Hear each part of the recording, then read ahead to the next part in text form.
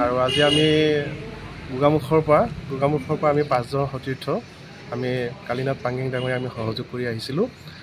তিয়ক আকা কবি সন্মিলনৰ লগতে তিয়ক সমৃদ্ধি অৱতীৰাই যদি মোৰ কৃতজ্ঞতা থাকিব। বতাহৰ যি সভা অনুষ্ঠিত হ'ল অৱশ্যে অতি সাৰ্থক হৈছে ই আৰু সকলোৱে মাজত থাকি বিশিষ্ট ৰূপে উপস্থিত থাকে প্ৰথম তিয়ক সাহিত্য বঁটা প্ৰাপক শ্ৰদ্ধাৰ ডক্টৰ ভাৰত বৰা ছাৰ। নমস্কাৰ, সকলোকে স্বাগতম জনাইছোঁ। আশা কৰোঁ সকলো ভালে আছে, কুশলে আছে। আজি তিয়ক শাখা কবি সন্মিলনৰ উদ্যোগত অনুষ্ঠিত হ'ব তিয়ক সাহিত্য বঁটা প্ৰদান অনুষ্ঠান। ইতিমধ্যে এই বৰ্ষৰ তিয়ক সাহিত্য বঁটাৰ বাবে নিৰ্বাচিত হৈছে এগৰাকী সাহিত্যৰ কাণ্ডাৰী, লগতে অসম চৰকাৰৰ সাহিত্যিক পেঞ্চনাৰ, বিশিষ্ট সাহিত্যিক, এগৰাকী সমাজ সংগঠক নাট্যকাৰ কালীনাথ পাঙ্গিং ছাৰক এইবাৰ অৰ্পণ কৰা হ'ব। আৰু কিছু সময়ৰ পিছতে এই অনুষ্ঠানভাগী শুভাৰম্ভ হ'ব। ইতিমধ্যে ইয়াত তিয়ক শাখা কবি সন্মিলনৰ শীৰ্ষক গীতে আখৰা কৰি থকা দেখা গৈছে আৰু হয়তো কেইটামান মুহূৰ্ত বাকী আছে। তাৰপিছতে আমাৰ আজি মূল অনুষ্ঠান তিয়ক শাখা কবি সন্মিলনৰ তিয়ক সাহিত্য বঁটা প্ৰদান অনুষ্ঠানভাগী অনুষ্ঠিত হ'ব। লগতে আৰু এটি ভাল খবৰ আছে, এইবাৰ তিয়ক সাহিত্য বঁটা প্ৰদান অনুষ্ঠানৰ লগতে আৰু এটি বিশেষ আকৰ্ষণীয় অনুষ্ঠান আছে।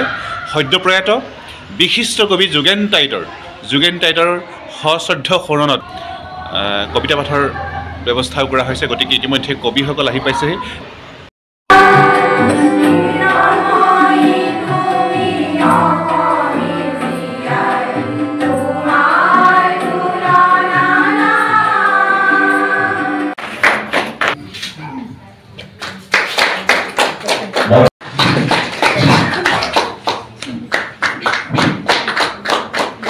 চন্দ্ৰকান্ত হাজৰিকা আৰু স্বৰ্গীয়া পুতু হাজৰিকা সোঁৱৰণী স্মাৰক তিয়ক সাহিত্য বঁটা 2024 আজি আমি প্ৰদান কৰা হ'ল।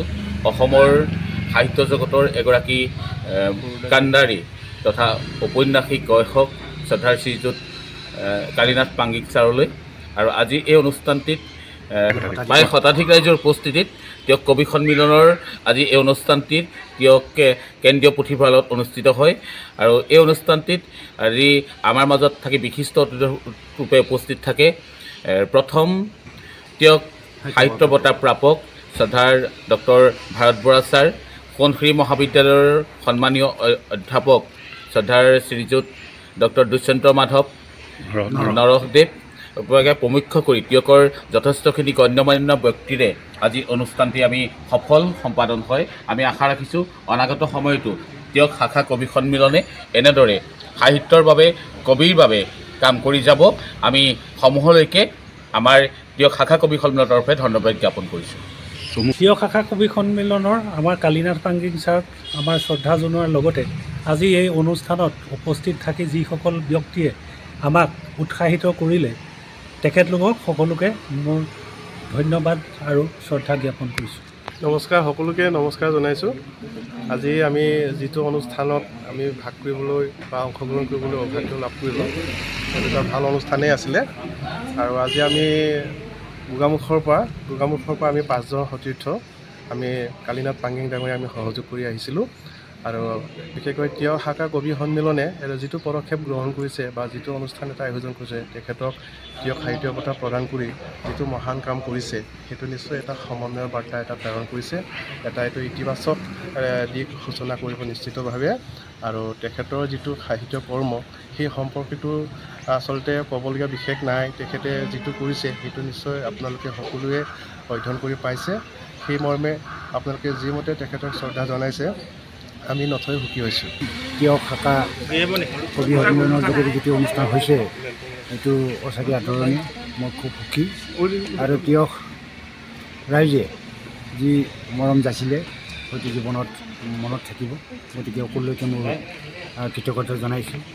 তিয়ক শাখা কবি সন্মিলনৰ লগতে তিয়ক সমৃদ্ধি অৱতীৰাই যদি মোৰ কৃতজ্ঞতা থাকিব।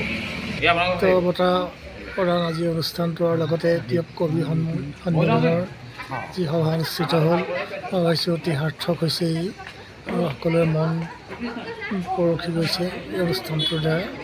মই ইয়াৰ উত্তৰটো কামনা কৰিছোঁ। গতীয়বাসী হৈ মই গৌৰৱ অনুভৱ কৰিছোঁ।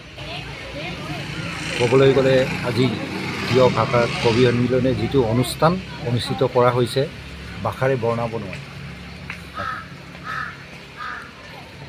ধন্যবাদ। প্ৰথমে মই প্ৰিয় কবি সন্মিলনৰ সভাপতি প্ৰমুখে বিষয়ববীয়াসকলক ধন্যবাদ জ্ঞাপন কৰিছোঁ। আৰু দ্বিতীয়তে আমাৰ চন্দ্ৰকান্ত হাজৰিকা, স্বৰ্গীয় চন্দ্ৰকান্ত হাজৰিকা আৰু স্বৰ্গীয়া পুতুমণি হাজৰিকাৰ পুত্ৰ বোৱাৰীক আমি সুসন্তান দেৱজিৎ হাজৰিকাৰ পৰিয়াললৈ ধন্যবাদ জ্ঞাপন কৰিছোঁ। এখেতৰ পৰিয়ালে আজি এজন সৰুতা ব্যক্তিক শ্ৰীযুত কালীনাথ পাংগিং ছাৰক তিয়ক সাহিত্য বঁটা প্ৰদান কৰি যি এখেত মহান আদৰ্শ দাঙি ধৰিলে তেখেতলৈ আমি আন্তৰিক ধন্যবাদ জ্ঞাপন কৰিছোঁ। আৰু ভৱিষ্যতো কবি সন্মিলনে এনেকুৱা জাতীয় অনুষ্ঠানবিলাক পাৰ্যমানে আয়োজন কৰিবৰ কাৰণে মই বিনম্ৰ অনুৰোধ